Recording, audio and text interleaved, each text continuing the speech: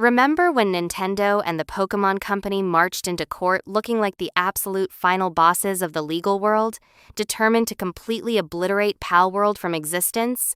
Well, according to a breakdown of the public court records by IP experts, Nintendo's Grand Crusade has essentially degraded from an existential threat into a petty struggle for pocket change. When Nintendo originally filed its patent infringement lawsuit against developer Pocket Pair, the internet panicked.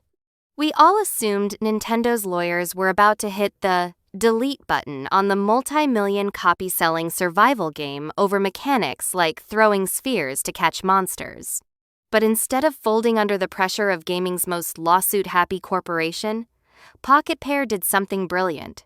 They just quietly patched the game. Every time Nintendo pointed a finger at a specific mechanic, Pocket Pair essentially said, "Oh, you own the patent on throwing a ball to summon a monster? Fine, we'll change the code so the creature just spawns right next to the player instead." By rolling out these preventative updates, Pocket Pair completely outmaneuvered Goliath. Because the game has changed so much, public court records show that Nintendo was forced to drastically narrow the scope of its lawsuit.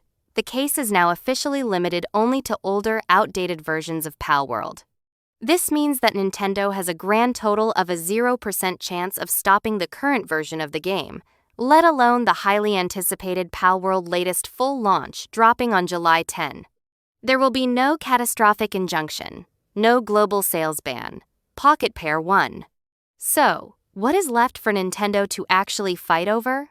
A whopping 5 million yen. For those keeping track of the exchange rate, that is roughly $30,000.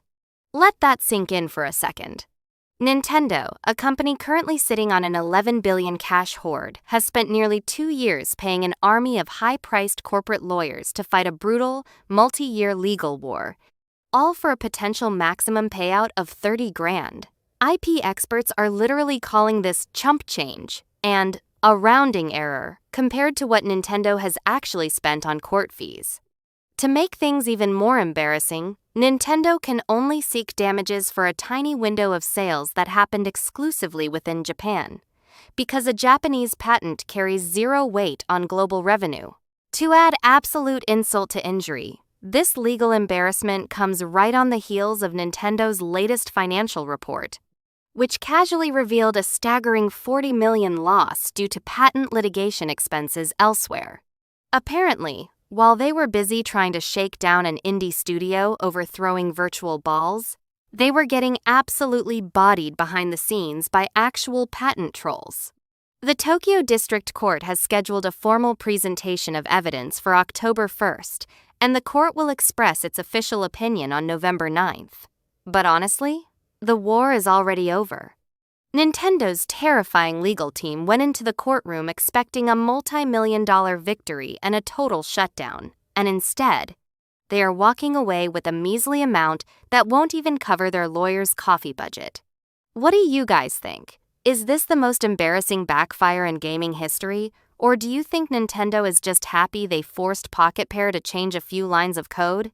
Drop your thoughts in the comments down below. And if you're looking for gaming news that gets straight to the point without making you sit through 20 minutes of filler, hit that subscribe button.